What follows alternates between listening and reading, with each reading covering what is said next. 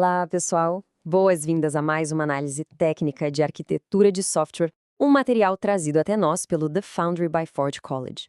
Hoje, a gente vai explorar como transformar aquele causa absoluto de um repositório em crescimento num sistema perfeitamente orquestrado.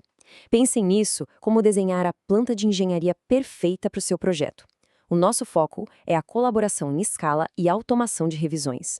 Se a nossa exploração anterior sobre como escalar o controle de versão preparou o terreno para um grande projeto na Solana, agora é hora de realmente colocar as engrenagens da automação para rodar. Vamos lá? Bom, vamos mergulhar de cabeça nisso. O nosso esboço hoje passa por 5 pontos rápidos: o desafio da colaboração, os guias e modelos visuais, a definição de donos de código, a automação de revisão por integração contínua e, por fim, como validar essas barreiras. Número 1. O desafio da colaboração, escalando sem quebrar. Imagina só a cena. É sexta-feira no final da tarde.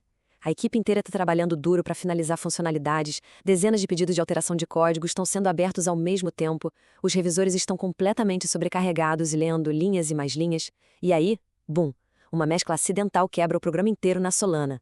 A falta de regras claras cria um gargalo onde escalar o número de pessoas simplesmente multiplica o número de falhas. E isso nos leva à grande questão: como evitar esse caos com múltiplos desenvolvedores? A resposta, claro, não é pedir para as pessoas trabalharem mais devagar ou ficar microgerenciando cada vírgula. A resposta de engenharia é construir uma infraestrutura confiável, cheia de controladores de tráfego e portões de inspeção automatizados. Para estabelecer essa ordem impecável, o projeto precisa funcionar como uma linha de montagem de fábrica muito bem lubrificada. São 4 passos exatos aqui. Primeiro, o arquivo de contribuição, que dita as expectativas. Segundo, os templates que padronizam a comunicação. Terceiro, o arquivo de donos de código, que delega quem revisa o quê. E quarto, a integração contínua, que faz todo o trabalho pesado. Cada engrenagem dessa depende do funcionamento perfeito da anterior. Passando para o número 2, guias e modelos visuais, estabelecendo as regras. Agora, o que é realmente interessante aqui é que antes mesmo de alguém escrever uma única linha em Rust ou TypeScript, o ambiente precisa oferecer sinalizações muito nítidas. Pensem nisso como aquelas placas super claras de uma rodovia moderna. O arquivo contributing.md guia as expectativas básicas de branches e commits. Os templates de PR preenchem formulários de forma automática. O code owners e o ownership.md garantem a delegação. E os workflows de CI são os juízes imparciais da parada. A regra de ouro é: nada fica solto na memória de ninguém. Tudo tem que estar cravado na arquitetura do repositório. O coração desses modelos é o famoso checklist de pull request. Temos exigências básicas, como vincular a issue e listar o escopo da mudança. Mas tem também o plano de testes. E vamos ser muito sinceros, na correria do dia a dia, a tendência de qualquer pessoa que desenvolve software é esquecer completamente de documentar como testou aquilo. Ter um template que bloqueia o envio até a pessoa marcar a caixinha dizendo sim, eu testei, adiciona aquela fricção extremamente necessária para evitar um desastre total na branch principal. Número 3. Definindo donos de código. Delegando responsabilidades. Saindo das regras mais gerais, a gente entra na delegação tática. Num projeto gigante que integra vários módulos na Solana, é simplesmente impossível que todo mundo saiba avaliar o sistema todo. A gente precisa de gerentes de zona. E a ferramenta técnica perfeita para isso é o Code Owners.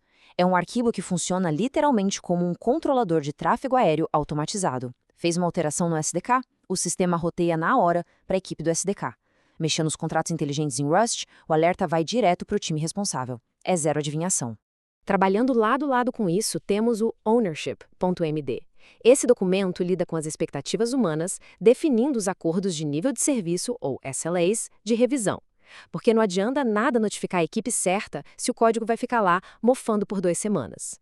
Em programas de aprendizado de ponta para a Web3, como os que a gente encontra na Ford College, aprender a documentar papéis e tempos de resposta é exatamente o que separa os profissionais amadores dos repositórios realmente maduros e de alta performance. Número 4. Automação de revisão CI. Os portões de inspeção automatizados. A grande sacada aqui é a seguinte: se os donos de código são os inspetores humanos, a integração contínua, ou CI, é o sistema de segurança operando as catracas do código. A revisão manual leva tempo, cansa e está sujeita a erros. Ela deve ser focada na lógica de negócios e no design. Já as verificações automatizadas não têm sexta-feira preguiçosa, elas são rápidas, 100% determinísticas e bloqueiam mesclas inseguras sem dó nem piedade. Deixem o trabalho braçal de compilar e validar sintaxe para as máquinas. E como é essa linha de montagem na prática? O fluxo no GitHub Actions segue uma sequência inquebrável para cada novo pull request. A máquina faz o checkout do código, configura o ambiente instalando as versões exatas de Rust e Node.js, varre o código com os linters para checar o estilo, roda o Anchor Build para compilar os programas da Solana e, finalmente, executa todos os testes. É um efeito dominó. Se um único passo falhar, o processo aborta na mesma hora. Para amarrar tudo isso, a gente tem a proteção de branch. São as regras que dizem: ninguém aprova nada aqui enquanto os robôs do CI e os revisores humanos não derem a luz verde. É um verdadeiro cadeado de titânio protegendo a branch principal. Absolutamente nada não verificado passa por essa barreira. E por fim, número 5, validando as barreiras, testando os portões. Toda essa arquitetura linda precisa ser testada no mundo real. Uma planta de engenharia não serve para muita coisa se as paredes caírem com o primeiro vento, certo? A gente precisa testar isso de forma intencionalmente destrutiva. A equipe deve abrir um PR simulado, tentar pular os requisitos, acompanhar os logs da automação falhando e, o mais importante, tentar forçar um merge sem aprovação. O sistema tem que barrar a ação de forma muito agressiva. Só assim a gente prova que as barreiras realmente funcionam.